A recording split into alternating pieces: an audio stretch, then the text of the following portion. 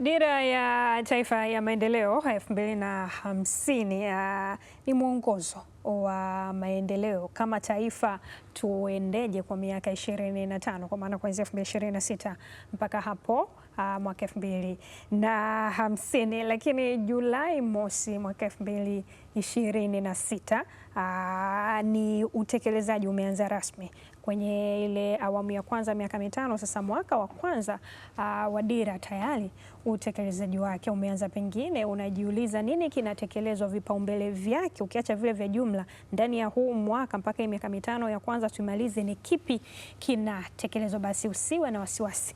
Leo tunaye meneja mawasiliano kutoka Wizara ya Mipango na Uwekezaji. Utapata kufahamu mengi. Kevi, wewe unafahamu utekelezaji utaendaje?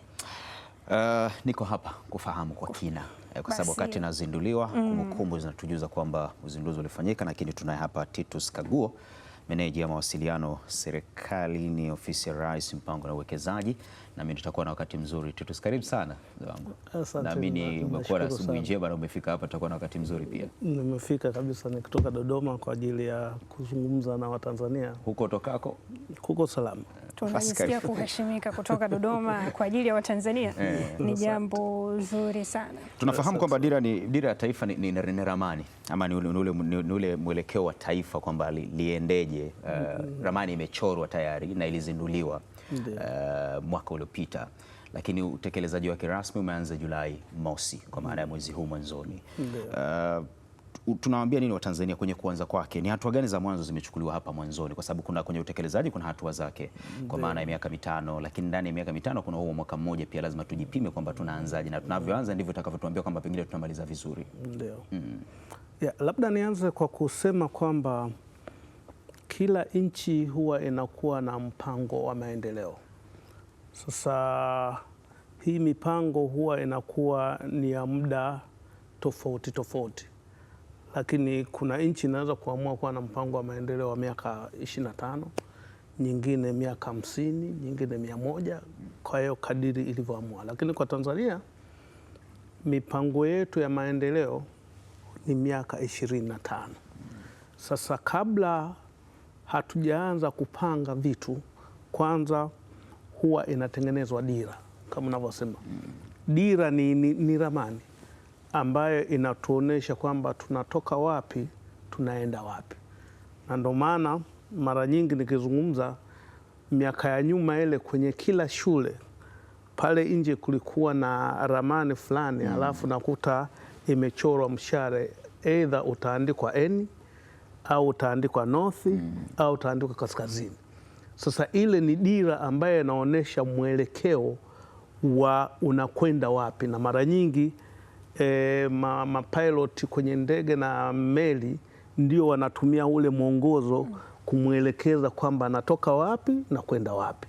Sasa hii dira ya maendeleo nayo inatuonesha mwelekeo huo, lakini ni tofauti kwamba mwelekeo huu tunaozungumza ni wa maendeleo, sio wa positioning.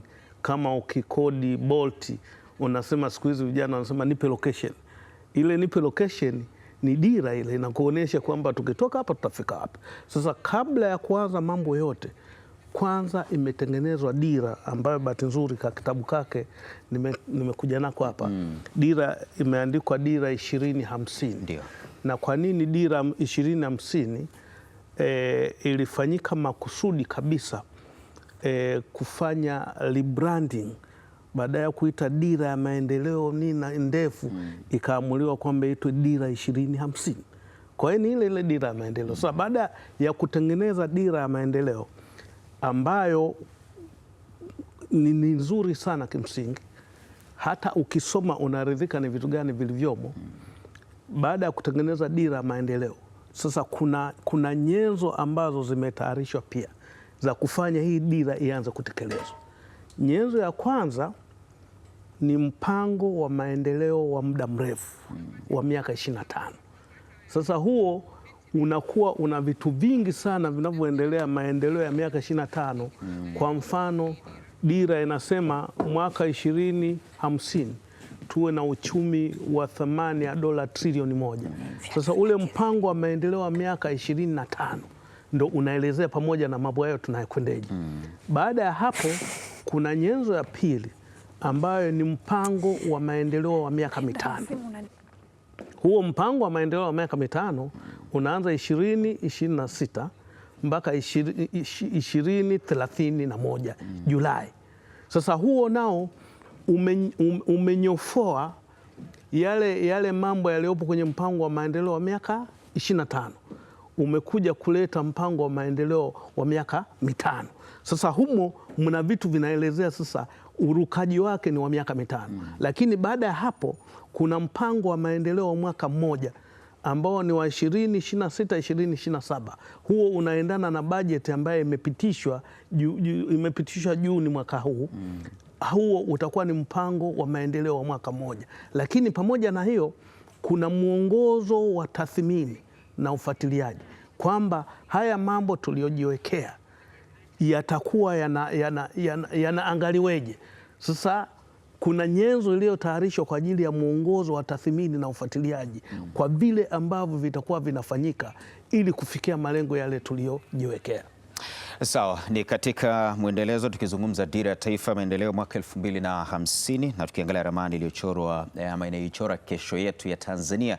Na haya tukiyazungumza, tunazungumza yale ambao wananchi wanatamani kuyaona, na hatua hizi tukiendelea kuzungumza hapa na Titus Kaguo tutaweka msingi huo na kufahamu kwa kina kuhusiana na hayo. Lakini tayari kwenye huu mwaka wa kwanza utekelezaji, kama tulivyokujuza, ni kwamba dira hii, swali kubwa watu wanalojiuliza ni hatua gani thabiti ambazo zimeshawekwa kama msingi katika eneo hili la kuanzia katika eneo hili. Na wakati huo Victoria Mwakisimba utupitisha hapo, tuangalie kwenye eneo hili la kwa maana ya miaka 25 ijayo, mgawanyo wake umegawanywaje katika hatua za awali, vitu vinavyopangwa mwanzoni na vile vinavyoendelea. Asante sana Kevin, na tukianza hapa sasa, kama ambavyo inaonekana, cha kwanza kabisa ni kukuza uchumi shindani na jumuishi. Kini kipaumbele cha kwanza, lakini pia kuimarisha kilimo, mifugo na uvuvi, kuendeleza rasilimali watu, sayansi, teknolojia pamoja na ubunifu. Hivi ndivyo ambavyo vipaumbele vya kwanza na vya muhimu kabisa ambavyo vimeainishwa hapa kama ambavyo unaweza ukaviona.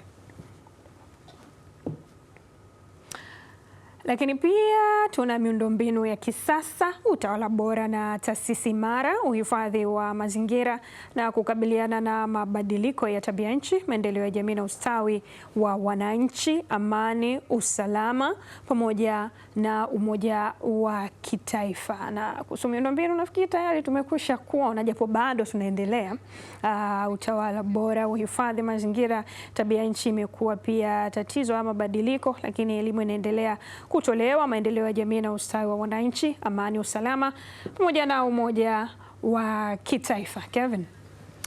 Sawa, wakati huu ambao tunazungumza kuhusiana na masuala haya, dira ya maendeleo umepitisha hapo kuhusiana na huo mpango na mtakavyoenda kutekelezwa, Titus Kaguo, kwenye moja ya maelekezo, lakini namna ambavyo ametupitisha kwa maana mwanzoni, vinavyofuata mpaka vinavyoendelea, ni moja ya mambo ambayo bado yanatupa maswali ambayo yanatupa majibu kwamba una jambo la kulizungumza, lakini pia kutuambia na utatupitisha hapo kwa kina viashiria hivyo, lakini sehemu hizo namna ilivyogawanywa, vitaenda kutekelezwa kwa namna gani kwenye miaka hiyo 25, kwa maana vipi vitakuwa vya awali, vipi vitakuwa vya mwanzo hapo katikati, lakini baada ya miaka mitano vitu gani vitafuata, na katika huu mwaka wa kwanza vitu gani ambavyo wananchi pengine wanaweza wakawa wanavizungumza.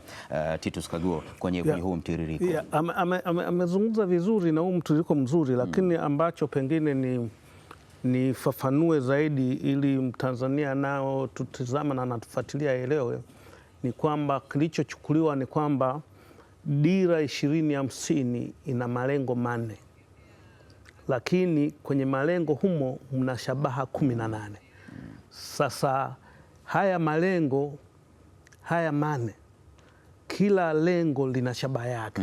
Kwa hiyo hapo mlivyochukua, mmechukua zile shabaha ambazo tunaweza kuja kuzungumza, ziko 18. Na haya malengo 4, moja ni kwamba Tanzania iwe na nchi ya uchumi wenye nguvu na shindani, sawa. Lakini pia Tanzania iwe na uwezo wa kuwa na mazingira bora Hilo ni lengo ambalo limefungiwa kabisa, mazingira bora.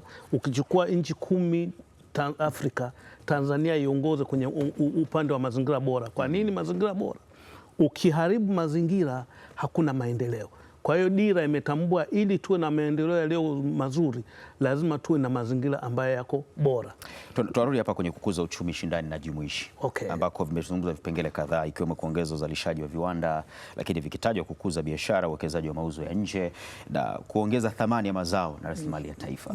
Dhumuni linalolengwa hapa kulifikia ni vitu gani ambavyo vinafuatwa? Vitu ambavyo vinafuatwa, na hapo tunaweza kunani kwamba hizo ni sekta za mageuzi. Sasa katika dira imechambua kuwepo na sekta za mageuzi. Hizo sekta za mageuzi zilichaguliweje? Kwa mfano, kilimo ni moja ya sekta ya mageuzi. Sasa zilichaguliwa, moja, ziwe na mchango mkubwa wa kusafirisha bidhaa nje ili tupate fedha za kutoka nje. Sawa? Lakini ziwe na mchango mkubwa wa utoaji wa kodi serikalini, sababu hela inatafutwa na lengo la dira ni maendeleo. Pia iwe na mchango mkubwa wa kutoa ajira. Kilio tulichonacho kwa sasa, ajira. Sasa dira imeangalia kwamba hii sekta ambayo tunasema ni sekta za mageuzi lazima iwe na mchango mkubwa wa kutoa ajira. Umeona? Lakini iwe na mchango mkubwa wa kuongeza thamani. Tunavyosema thamani ya bidhaa ni kwamba kama nazalisha mahindi hapa, yakafike yatengeneze unga, yakafika yatengeneze kitu fulani. Sio tu tunazalisha mahindi tu ya kula ya kawaida. Kwenye Kiingereza ni nzuri, wanasema value addition, kwamba hiyo sekta, uongezaji wa thamani. Exactly. Hiyo sekta ambayo inachaguliwa kuwa ni ya mageuzi ambazo ziko 9 kwa mujibu wa dira, ziko 9 ziwe zinachangia haya mambo. Na kwa nini imefanyika hivyo? Ni kwamba hatuwezi kufika huko mbele tukiwa tumechukua kila sekta kwamba isaidie. Sasa kuna baadhi ya sekta ambazo zimeangaliwa, hizi ndio zisaidie kuleta uchumi ambao uko na nguvu kwa kuangalia mazingira kama hayo. Kwa kuzingatia mwaka huu wa kwanza, pamoja na haya tuliyoyapitia hapa mwanzoni, ni vitu gani ambavyo vimelengwa hapa mwanzoni ili mwananchi wakati anatazama hii dira avione vikitekelezwa, yani avione vikitekelezeka kwamba hichi kinafanywa utekelezaji na ndio vilivyolengwa kwenye mwaka wa mwanzo? Ni vitu gani? Ni swali zuri. Ni kwamba vilivyolengwa havichukui kimoja, vinakuwa viko tofauti. Lakini kikubwa zaidi ambacho tumekuwa hata tukisikia kuanzia Mheshimiwa Rais na hata mwenye ofisi ya Rais mipango na uwekezaji, Mheshimiwa Profesa Kitila Mkumbo amekuwa akizungumza kila wakati kwamba tunahitaji kubadili mitizamo yetu. Sasa hilo ni moja ya kitu ambacho sasa hata sisi popote tulipo tunavyojadiliana katika mazungumzo tupo kwenye upande wa kwamba tukibadilisha mtizamo kila kitu kitafanyika, sababu inawezekana huko nyuma mazingira yalikuwa kila mtu hana mtizamo huo. Kwa mfano nitakwambia tu kwenye upande hata wa biashara, tayari serikali kupitia ofisi ya Rais mipango na uwekezaji inatengeneza mpango wa uboreshaji wa mazingira ya biashara, ambapo kuna vitu vingi sana vimerekebishwa ili biashara ifanyike vizuri. Lakini humo bado tunazungumzia mtizamo moja wa kuaminiana, kwamba tuamini kwamba sekta binafsi ndio inaweza kuchangia katika uendeshaji wa kufikia uchumi wa wakati wenye nguvu kubwa, lakini pia na sekta binafsi iamini kwamba serikali ni mshirika, sio mdau tena, ni mshirika wake wa kuhakikisha kwamba tunafikia haya malengo.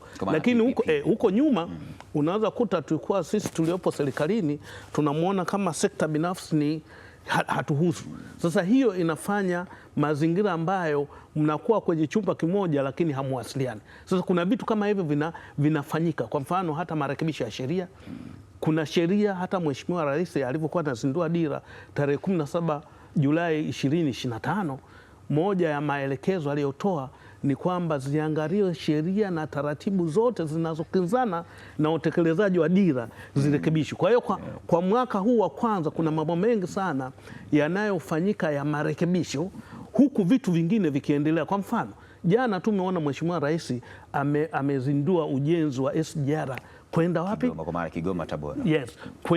Kwenye dira kuna kitu kinasema usafirishaji fungamanishi, kwamba unatoka kwenye barabara, unakuwa kwenye ndege, unakuwa kwenye meli, unakuwa kwenye reli. Kwa hiyo tayari rais ameshaanza kutekeleza kile ambacho yeye mwenyewe amekuwa muumini wa dira hiyo. Kwa hiyo kuna vitu vingi tutakuwa tunaviona vinaendelea, lakini hauwezi kusema hiki ni kimoja. Lakini cha muhimu ni kwamba wewe ulisikia bajeti ilivyosomwa na waziri wa fedha na mazingira yaliyokuwepo. Mimi nilivyoisikia niliona iko tofauti na bajeti zingine ambazo huwa zinasomwa na hata watu ukasikia watu wanasema bajeti ya wananchi. Kwa maana yake unaweka wazi kwamba inaendana na dira ya maendeleo na hasa kwenye wakati huu wa mwanzo. Kabisa, sababu ile bajeti ukiangalia kulikuwa na marekebisho mengi sana ambayo wananchi walikuwa nalalamika. Sasa unakuta kuna vipunguzo vingi vya kodi vya nini. Sasa ile serikali inafanya makusudi ili kuvutia watu wafanye biashara, kuvutia watu waendelee na vitu ambavyo vitawavutia. Kwa hiyo kuna mambo mengi sana ambayo ofisi ya Rais mipango na uwekezaji pia inafanya, sababu hapa kuna vitu viwili, kuna mambo ya mipango lakini kuna mambo ya uwekezaji. Vyote hivi viko chini ya ofisi ya Rais kuhakikisha tunafikia tunakokwenda. Kaguo, wakati dira ndo inaanza utekelezaji wake huu wa mwaka wa kwanza, pamekuwa pia umezungumzia kwa habari ya sekta za mageuzi. Yes. Kilimo ikiwa miongoni mwa hizi sekta za kufanyiwa hayo mageuzi, kumekuwa pamesikika kuna anguko la bei ya mahindi. Umezungumzia kilimo sasa, ili kilete fedha nyingi pawe na exportation zaidi. Hamwezi kama mnatakiwa kuanzia hapa sasa, kwa sababu ndo utekelezaji umeanza, uvunaji umekuwa ni mkubwa, lakini bei ni mbaya. Labda ambacho kinaweza kuwa tunazungumzia, ndugu mtangazaji, ni kwamba tumekuwa na maono ya soko la ndani, na hiyo unavyozungumza bei nao nani tutazungumzia kwa ndani, sawa?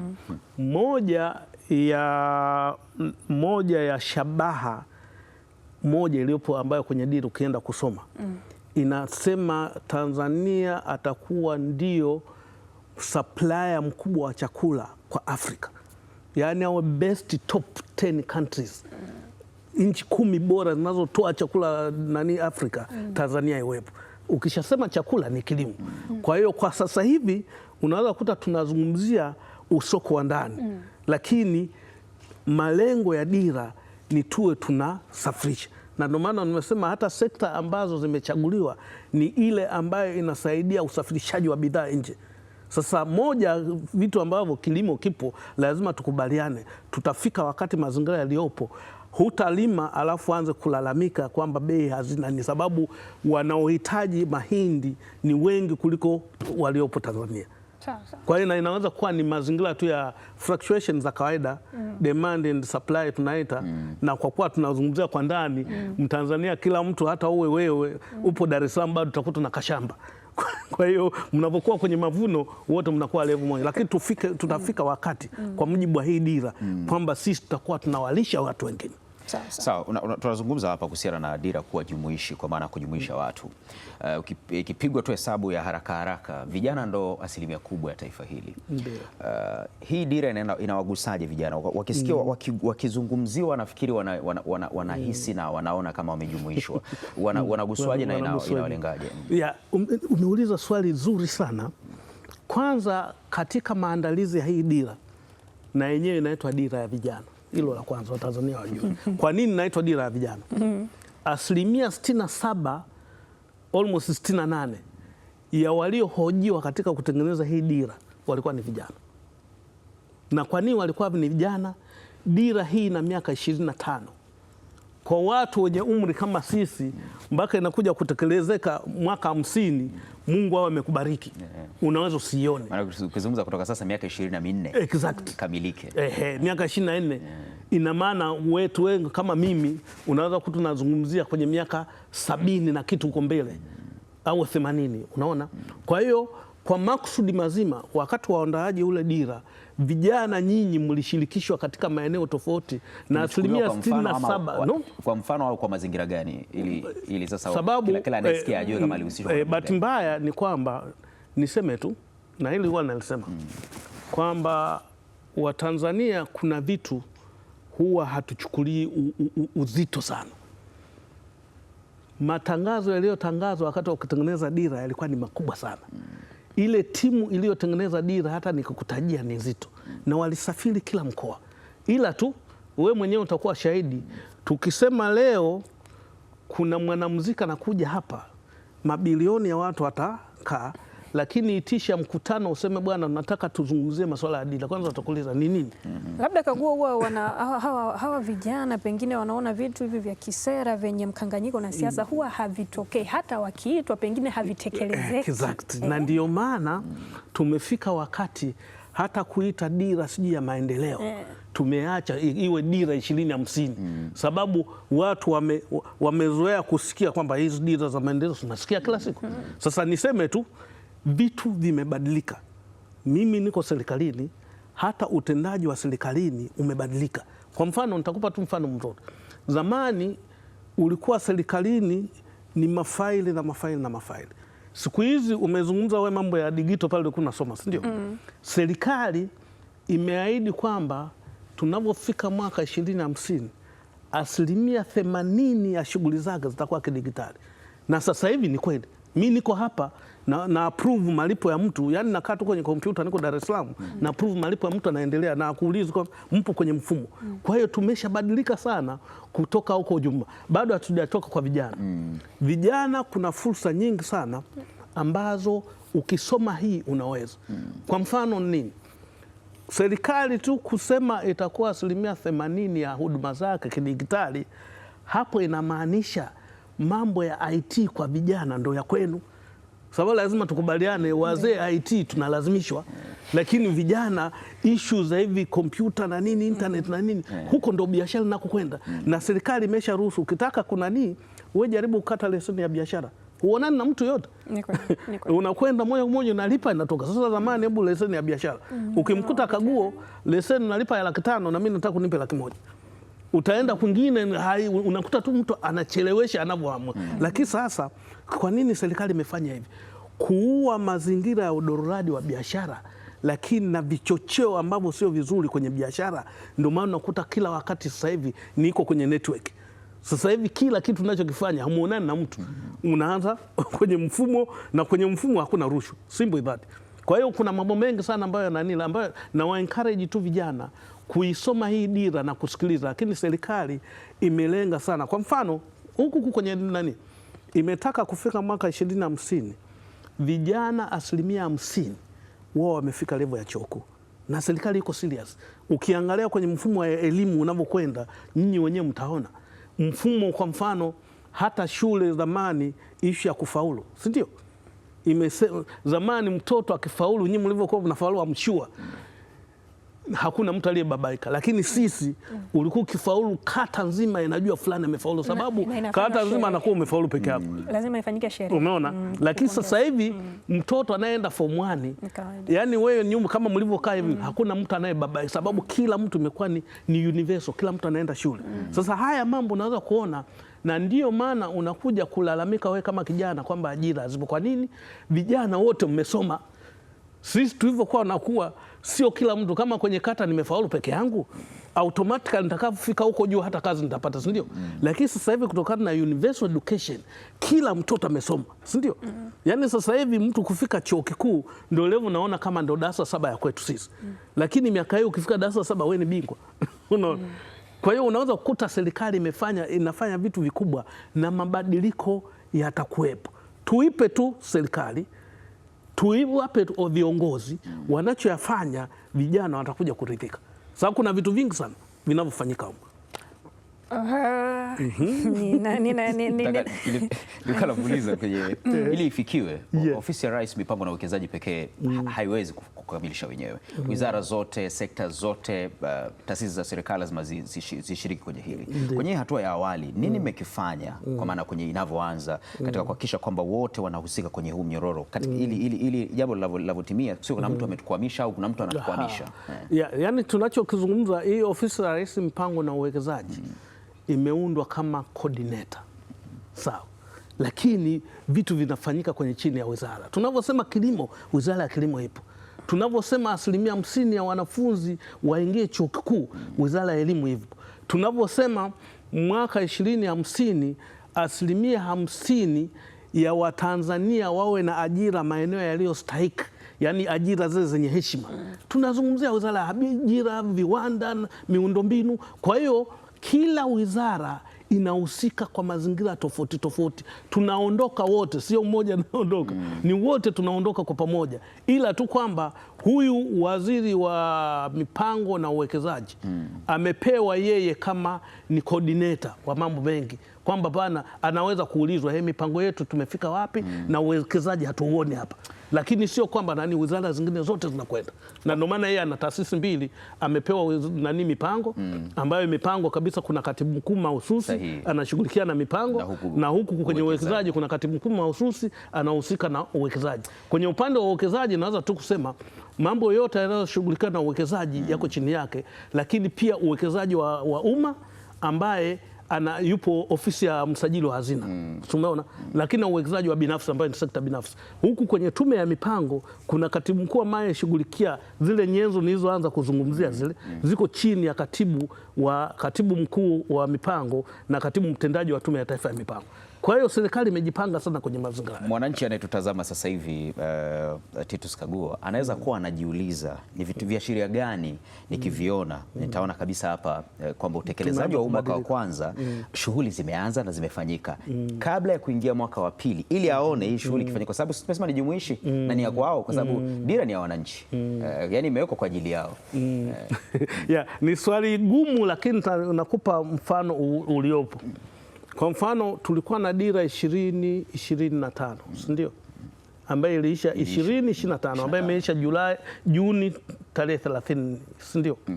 Haya mambo ambayo yaliyafanya ni kama yafuatayo.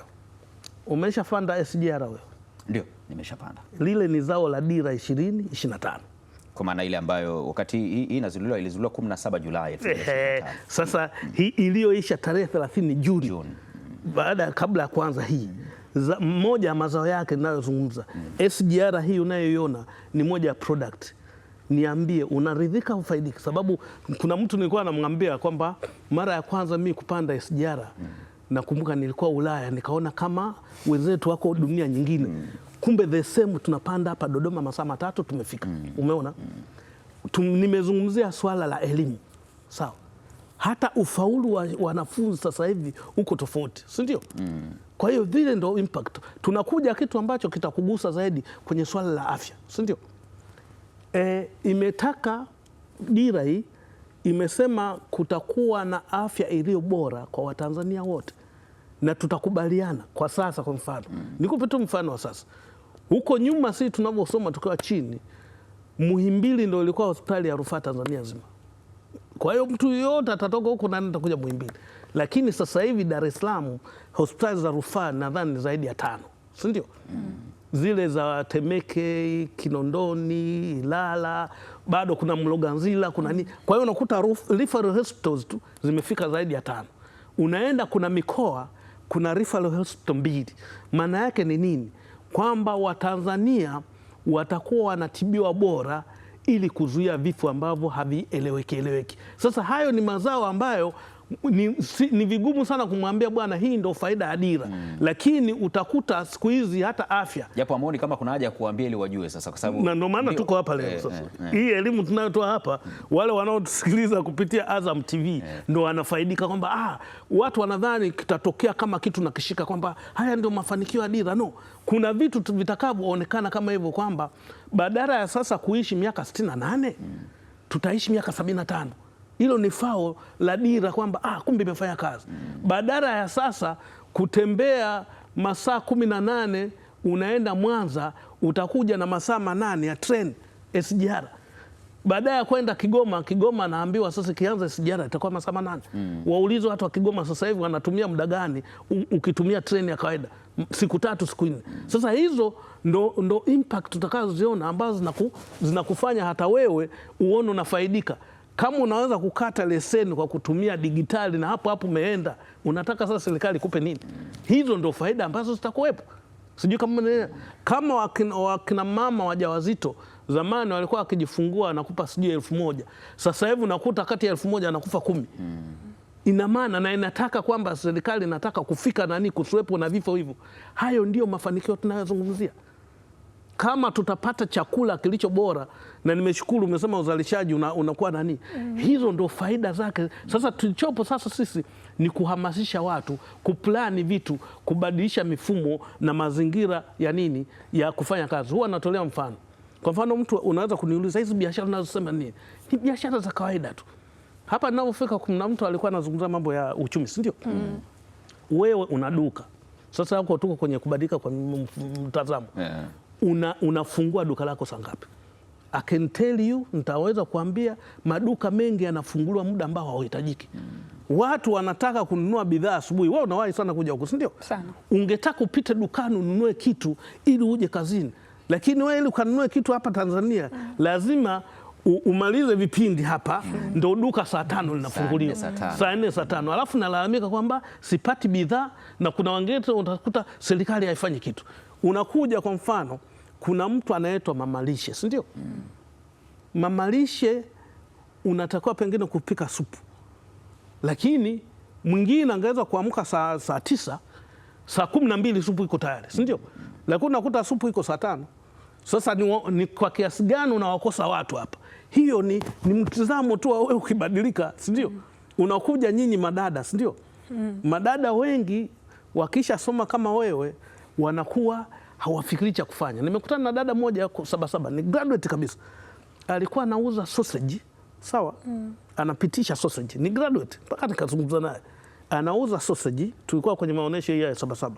Sausage moja shilingi 2000, si ndio? Zile packet za sausage nadhani zinakuaga kama 8 hivi, si ndio? Kwa hiyo wewe ukinunua nadhani nauza kati ya 8,000 au 10,000, si ndio? Akiuza kipaketi kimoja anapata 16,000, si ndio? Faida ya 8,000 kwa kipaketi kimoja, na inawezekana kauza 3 4, sio faida kubwa? Faida kubwa. Lakini kwa kuwa wewe una degree, huwezi kuthink kufanya hilo kitu, si ndio? Mara nyingi tumekuwa tunatembea na elimu badala ya kutumia vile vitu kuvifanya. Sasa hapa ninavyozungumzia ni change ya mindset hata kwa vijana. Yaani vijana wengi tuna vyeti, ukishakuta nani huwezi kula cheti. Kwa maana hiyo Kagua, tukiona sasa kwenye hii dira patakuwa na ajira nyingi kwa vijana, hasa zikihusishwa na mabadiliko ya teknolojia. Sio ajira kwamba sasa wizara zitajaa vijana, ofisi zitajaa vijana, si kwa namna hiyo. Ni combined. Serikali inatengeneza mazingira mazuri. Mazingira mazuri. Kwa mfano, huko nyuma ungeuza sausage kama hivyo, utasikia mgambo amesha kukamata, si ndio? Kwa hiyo inatengeneza mazingira mazuri ya biashara. Serikali itatoa ajira, private sector itatoa ajira, sawa? Na wewe binafsi unaweza kujea kwa kubadilisha mentality ya kwako kufanya vitu ambavyo unaviweza, si ndio? Siku hizi bahati nzuri mimi na vijana utasikia wanasema wanataka nini? Yaani kuna vyakula fulani vinakuwa package kwenye viboksi, utasikia tu pikipiki iko hapo nje. Umeona? Kwa hiyo kuna mtu anatengeneza huko, mdada ametulia anatengeneza, anakaa na vipikipiki anapeleka kwa watu. Kwa hiyo ni mabadiliko ya mazingira yetu sisi ndio yatatufanya tufanikiwe pia. Lakini sio kwamba nani private sector inatoa ajira, serikali itatoa ajira. Lakini na wewe binafsi fikiria ni kitu gani unaweza kusurvive. Sababu kimsingi ajira, kwa mfano serikalini, kama unataka kuwa tajiri, huwezi kuwa tajiri umeajiriwa. Lazima ufanye biashara nyingine. Mr. Kagua, wewe sasa mbona hujastaafu? Bado upo. Na ndio ujinga tulionao kwamba tukisha kuwa huku kwenye ajira, yani unategemea ajira. Na ndio maana mimi sio tajiri. Wewe sio tajiri. Mimi sio tajiri. Lakini kama unataka uwe tajiri, you must make business. Kwa nyinyi mwanze kujiandaa. Yani unaweza kuwa na ajira, lakini fanya kitu kitakacho kuingizia hela. Sasa sisi tulishajisahau kwamba ukisha kuwa mtumishi wa serikali, mtumishi wa serikali. Sasa hiyo mindset ndio inabadilika hiyo. Kagua, tunazungumza kwenye ulimwengu ambao teknolojia inabadilika sana, na hii dira inakabiliwa na hilo kwamba ni wakati ambao teknolojia inabadilika kwa kasi sana. Yaani leo tunaizungumza miaka 10 ya sasa, ijayo itakuwa tofauti sana. Tumehakikisha vipi kwamba inaendana sasa na hayo mabadiliko hii dira mwaka 2050? Licha ya kwamba tunafahamu ni katika awamu, kuna miaka 5 ya awali, hatujui itakachotokea baada ya miaka 5. Uzuri uliopo kwenye hii dira hata yenyewe iliona kwamba mabadiliko ya kiteknolojia, sayansi na teknolojia vimekuwa considered kwenye hii dira. Kwa hiyo kadiri tunavyokwenda kutakuwa na migration ya kwamba kifanyike kitu gani ili kulingana. Umeona? Sababu hiyo nayo kwa mfano tunavyoanza AI haikuwepo, si ndio? Sasa hivi unakuta tu AI ndio inatawala. Hatujui miaka 5 nayo kuja itafanya nini. Unaweza kukuta AI tunaona vile sawa saizi itafika wakati haifanyi kazi. Kwa hiyo mazingira ambayo yanavyokwenda kwa kutumia mamlaka ya mtandao ya serikali, bado tutafanya vitu ambavyo vinaendana na mazingira yaliyopo, lakini msisitizo ulio mkubwa, sayansi na teknolojia imepewa kipaumbele sana kwenye swala la dira na ndio maana hata kuna scholarships zile za serikali, nadhani zinataga Samia scholarship, wanachukua wale ambao wanasomea sayansi na nini, ili tuanze kujitayarisha tufike mahala ambapo ushindani utakuwa ni mkubwa. Ushindani utakuwa ni mkubwa. Zamani tulikuwa tukimwona mtu yuko mzuri unaanza kusema huyu sio Mtanzania, huyu ni Mkenya, huyu nini, lakini dira imefuatilia kwamba uwe na watu ambao wenye uwezo wa kiutendaji kwenye upande wa staffing. Sasa nayo imeangalia kwamba hata public service, yani tukisema watumishi wa umma watatakiwa wawe na uwezo ambao ni mkubwa. Ukimweka na mtu ambaye zamani tulikuwa nasema huyu anajua hivi, huyu ni Mkenya, isiwe hivyo. Sasa imeconsider hata vitu kama kuna chochote ambacho mmekipanga katika kuhakikisha kwamba tunapata mrejesho? Nafahamu wakati wa kupokea maoni haya ujumbe zilikuwa zinaingia kwenye simu za watu. Kuna lolote mmelipanga kama sehemu ya mrejesho wa kuhakikisha kwamba mnapata maoni, dira inavyoendelea, wananchi wanasema nini, wanaona nini, na wakati mwingine kufahamu hata mitazamo yao? Kuna vitu ambavyo ni mrejesho wa hii moja ni ile kutumia mwongozo wa ufuatiliaji na tathmini. Sawa, ambayo hiyo sasa ukishafanya ufuatiliaji na tathmini utajua ni wapi ulikokwama, ni wapi unakoendelea. Na mfano mzuri ni kwamba hata inavyotengenezwa hii dira ya sasa, ilifanyika ufuatiliaji na tathmini ya dira iliyopita, ikaja kuonekana kuna maeneo haikufanya vizuri, tuboreshe kwenye upande huu. Kwa hiyo hata hii itakuwa hivyo hivyo kadri tunavyokwenda, bado kutakuwa na ufuatiliaji na tathmini. Sasa ufuatiliaji na tathmini sasa sio hiki kitabu, ila mipango yake iliyopo. Kwa mfano tumesema tutatakiwa tuwe na ajira kwa mfano nyingi, zinapatikana? Tutatakiwa tuwe na afya iliyo bora, je, hii afya inapatikana? Tumesema tutatakiwa kuwa na wanafunzi ambao wanaingia chuo kikuu 50%. Tunapofika mwaka kwa mfano mwaka 40 pengine tunafanya nani hivi, walioingia nani wameshafika nusu au hajafika? Kwa hiyo kuna vitu ambavyo vitakuwa vinafuatiliwa kutokana na utendaji wa ile huduma inayofanyika kazi. Na nimeona katika moja kati ya vichocheo vya mageuzi ujenzi wa miundombinu, barabara, reli pamoja na viwanja vya ndege. Lakini kaguo kwa swala la viwanja vya ndege, shirika kwenye ripoti ya CAG imeonekana kuleta hasara kubwa. Hiki ni kichocheo kama bado sasa mtaendelea kujenga viwanja vya ndege, shirika bado inaleta hasara? Tunakwenda mbele tunarudi? Kuna vitu viwili hapo. Kuna kuwepo kwa bidhaa na utendaji kazi wake. Sasa wewe unazungumzia utendaji, lakini dira inanani kwamba kuwe na usafiri fungamanishi. Ili uendelee, lazima uchanganye usafiri. Moja ya changamoto tulionayo kwa mfano Dar es Salaam, kwa nini imejaa? Ni barabara. Lakini ikishafunguka hii SGR ikafika Kigoma Kahama, utakutana na malori kiasi hiki. Sasa mizigo itatoka bandarini moja kwa moja inaenda nani? Au ukisha kuwa na viwanja vingi hivyo unavyosema, sawa, utakuwa na mizigo ambayo ndege itatoa mzigo itapeleka mahala. Kwa hasara itakuwa. Kwa hiyo ishu ya hasara ni masuala yanaweza kuwa masuala moja ya uendeshaji, lakini mbili, hatujachochea biashara zake za viwanja. Sababu tunakokwenda lazima tuwe pengine na ndege nyingi, yani uwekezaji wa aviation ukue pia. Yani ije kampuni ambayo inaweza kuwekeza kwenye ndege, ije kampuni itafanya hivi. Sasa kwa sasa hivi tukiwa tunategemea ATC peke yake na nini, unaweza kukuta hivi vinatokea, lakini na ndio maana tunafungua milango kwa kuhakikisha kwamba kuna uwekezaji mkubwa unaokuja katika maeneo mbalimbali. Nikushukuru sana na asante sana kwa kuwa nasi. Nashukuru sana. Mimi tumekuwa na wakati mzuri wa kujadili hayo. Asante sana. Jambo langu ninalotaka tukumalizia ni kwamba moja, waiamini serikali ya Rais wa Jamhuri ya Muungano wa Tanzania Dr. Samia Suluhu Hassan, kwamba kwa kweli kati ya vitu ambavyo amefanya vizuri ni mwongozo wa utengenezaji wa hii dira na wao wanaamini kuna vitu vinavyoonekana, tukubaliane kwamba vinaonekana. Huwa wanasema mnyonge mnyongeni, haki yake wape. Kuna vitu ambavyo tunaviona, ndio maana tunatamba sasa hivi. Natoka asubuhi Dodoma, nafika hapa kwenye kipindi. Hayo mambo huko zamani ilikuwa haipo. Utembea usiku upate ajali njiani usifike. Sasa haya ni moja ya vitu ambavyo vya awali tu. Kwa hiyo na ana mtu ambaye yuko kwenye ofisi ya rais ni yuko makini. Kitila Mkumbo ndio ameongoza kuandaa haya madude, mpaka watu wao wanadhani ni mchumi, lakini yeye sio mchumi, ila tu ana interest. Katika njiani leo ingekuwaje, ungefikaje? Sasa no, hivyo ni vitu, umeme kukatika hata Europe huwa inakatika. Kwa hiyo huwa inatokea kwa bahati mbaya, lakini sio tuseme ukweli. Kwa mfano train ni mara chache sana hiyo linaweza kutokea, lakini hizo zinakuwa kama ajali zingine. Lakini tunasema tu kwamba kuna ile uharaka na urahisi, kwamba unaweza kwenda Dodoma kwa 31,500 tuseme ukweli. Ukikodi Bolt hapa Dar es Salaam, wewe kwenda tu posta watakwambia 40,000.